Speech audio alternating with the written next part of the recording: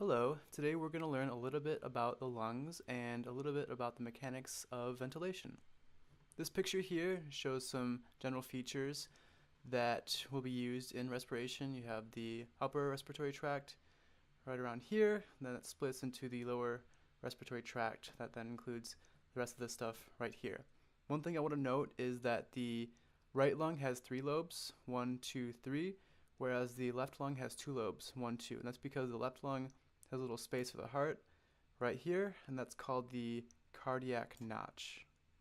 In this case, we're going to be talking about external respiration, and that follows the general path of the air, atmospheric air, entering the lungs. You have the gas exchange going on here, and then they travel to the rest of the body, systemic circulation, and you'll have gas exchange in the cells.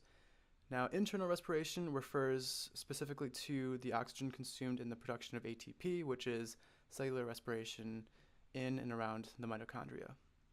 And now on to the path of air, more specifically through the lungs.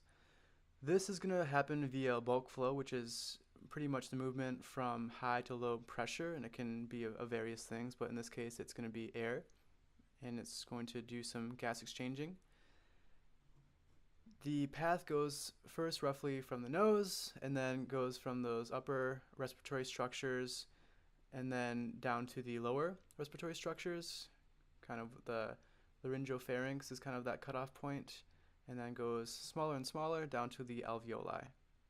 One thing I want to note is that if you have a large bolus of food, so bolus just means a ball of food, and you're trying to swallow that, it can get lodged, or it can just make the esophagus larger and distended and crush that trachea a little bit. So you'll have a little bit of trouble breathing, and you might choke and have some issues there. So don't chew large clumps of food. One important distinction here is the difference between conducting and respiratory zones. That's going to happen right about here at generation 16. And you'll see this is the cutoff between terminal and respiratory bronchioles. So that's kind of an easy way to remember what the difference is, because terminal, I guess, is the end of the conducting zone where the bulk flow is occurring without any gas exchange, and then the respiratory zone right here is where the actual gas exchange is occurring. This is where the CO2, O2 are crossing the epithelium, and the airways are getting even smaller. So above here is also called the anatomic dead space, because that's where you're not getting that gas exchange. Then down here, and even from the top to the bottom, as the airways are getting smaller, notice how you're getting less cartilage. So you have cartilage up here, but then you don't have any cartilage right here. So it says bronchioles, no cartilage.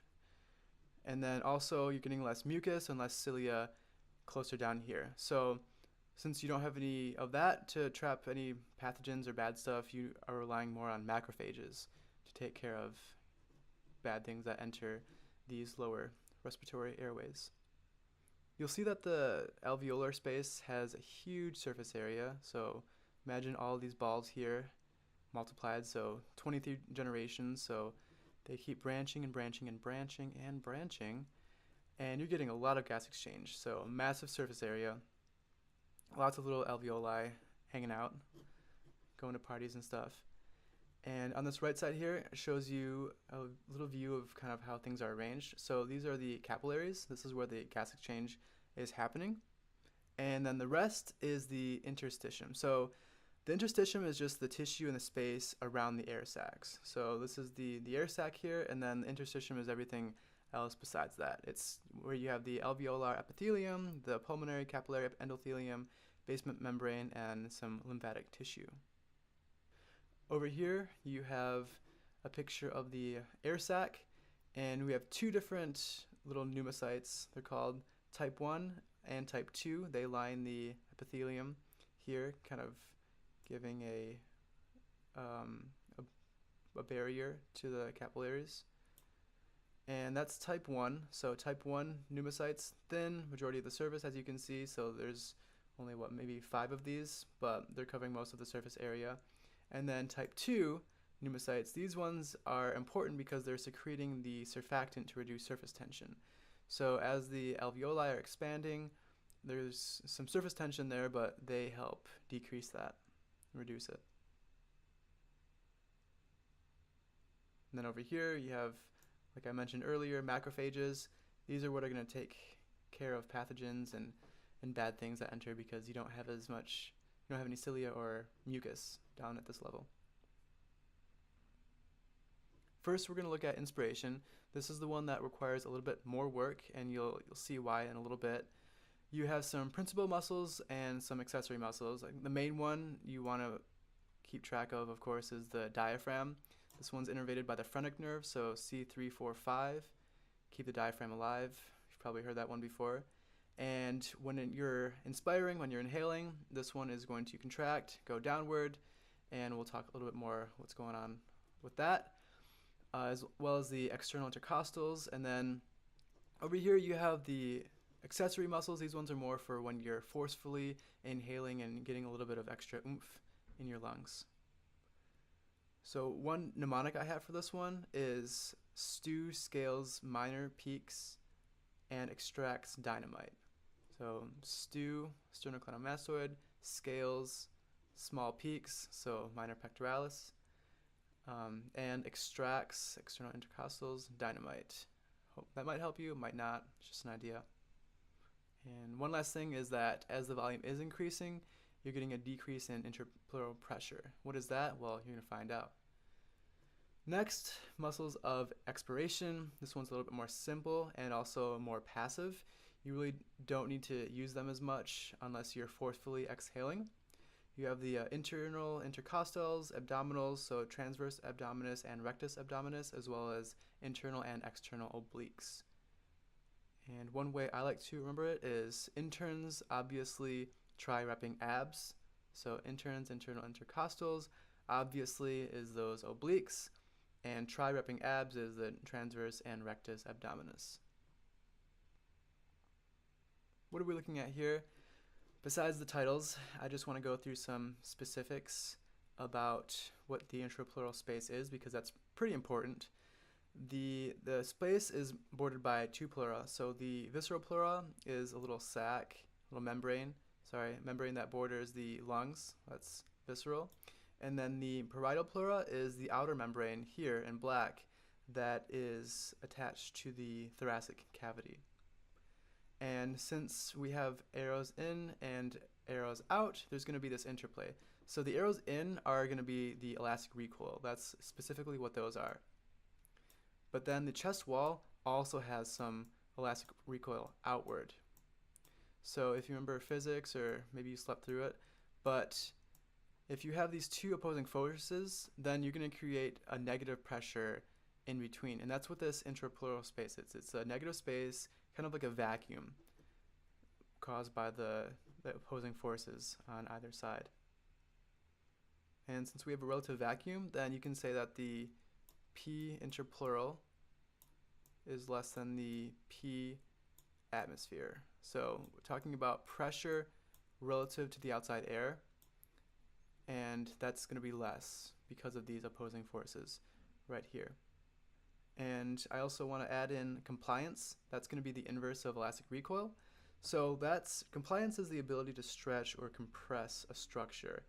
And if you think about it as inverse to elastic recoil, then if the lungs are going to want to snap back like this, so if they have a high elastic recoil, then they're probably going to have a low compliance.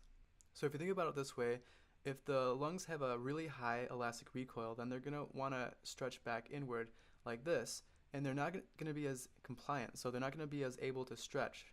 So in that case, the high elastic recoil, low compliance, and that's not that great. It's going to make it harder to breathe, and that is what you'll see in some respiratory diseases. So what's counteracting this force here when we're breathing? Well, that's going to be the transpulmonary pressure. And that's going to be this pressure outward, like this. And that's going to be abbreviated PTP, like that. And this is a pretty important pressure because that's pretty much what's allowing you to breathe, is this transpulmonary pressure overcoming the elastic recoil of the lungs. And when that happens, then the alveolar pressure is going to change. So the alveolar pressure is just the pressure in the alveoli. And that's going to be important when we're talking about the interplay between the transpulmonary pressure and the intrapleural pressure. Okay, now we're going to get into the pressure changes between inspiration and expiration. Like I mentioned before, the intrapleural pressure is pretty important, and if you see here, this is related to the transpulmonary pressure and the alveolar pressure, so that's why I mentioned them earlier. So starting here, like I said, there's this vacuum of the intrapleural pressure at -5, and when we go down to B, this is where we're starting to inhale. We're at this point in the graph here, and for B, you'll see that the transpulmonary pressure is increasing here, whereas the intrapleural pressure is decreasing. It's becoming more subatmospheric, and the alveolar pressure is becoming more negative as well. So really, what does this mean? Well, when we're contracting the diaphragm, that's going to increase the volume. So think of Boyle's law. So when you increase the volume, you're going to decrease the pressure. So when you're decreasing the pressure, then you're going to kind of have this interplay between the intrapleural pressure and the transpulmonary pressure. Because if you're increasing the volume and decreasing the pressure, the chest wall is going to expand outward. So you're getting a further decrease in the intrapleural pressure because, remember, you're getting more of this interplay between the elastic recoil and the chest wall recoil. So this is going to get even more negative. And because of that, then the transpulmonary pressure is going to increase even further. So it's going to try and counteract this decrease in intrapleural pressure, and it's going to push outward and increase in volume. So then when the lung increases in volume, so they're pushing outward, then you're going to get a increase in alveolar volume. So going back to this portion over here, these are all going to get bigger, and because they're getting bigger, same idea, the pressure is going to drop. And because the pressure is dropping, then the air is going to flow into the alveoli, and that's where you can get some gas exchange then. Okay, so once that pressure in the alveoli is reaching up to the atmospheric pressure, so they're going to pretty much equalize, then you're going to change back to exhalation. And then this is going to be more passive, like I mentioned, because you're going to have this elastic recoil in the lung. Remember, you always want to think elastic recoil. So they're going to naturally want to move back inward. Therefore, you're not going to have to exert as much work. Your body's not going to have to exert as much work to make things go back to the exhalation state. And in this case, the diaphragm is going to move back upward, so you have that decrease in volume, and then because of that decrease in volume, then pressures are going to increase. So the intrapleural pressure is going to increase because, remember, you have the changes in that space between the walls there, so those are going to go back in there. It's going to get more positive, less subatmospheric, as it says over here, and then because of that, then the transpulmonary pressure is going to decrease, so it's not going to be working as hard to expand the lungs outward. And then, so what happens next is that the alveolar volume is going to decrease, and then because of that, the pressure is going to increase, and then the air is going to flow out of the lungs, and so you're going to get rid of that CO2. And then so on and so forth, and it'll go back and forth in this process. So look through these graphs and try and make sure they make sense, and once they do, then test yourself, test other people, test your friends, test your family, test everyone on the street, test everyone. Now, a good way to test whether you understand what all this means is to look at pneumothorax, which is a puncture in the lung. So this is where the puncture is, pneumothorax, and just kind of think about what's going on here to yourself if you want, or with me if you want. Like it says right here, the pressure, so PTP is going to equal the alveolar pressure minus the intrapleural pressure here. A little distinction is that if the alveolar pressure is equaling the atmospheric pressure, so if PA equals PATM, that's pretty normal, actually. That's pretty much what you want. That's how the ventilation works. But if the PATM equals PIP, then that's no bueno. You're going to get some lung collapse. And that's pretty much what's happening with pneumothorax, is that you're puncturing the wall so that you're getting atmospheric air. It's going to equalize with this space here instead of equalizing with this space here. And because of that, the lung is going to collapse to 0, which is bad. Like I said, no bueno. And the way to fix this is with reinflation. So you see here, you're reinflating, numbers are changing, and you're getting your guy back to life.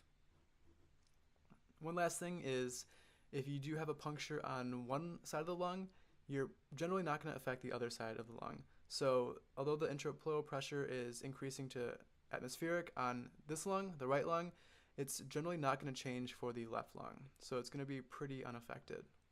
So while this lung is going to collapse because of that elastic recoil inward, that right lung is going to be pretty okay. So you should get medical attention definitely, but you're going to probably be okay because doctors are really cool.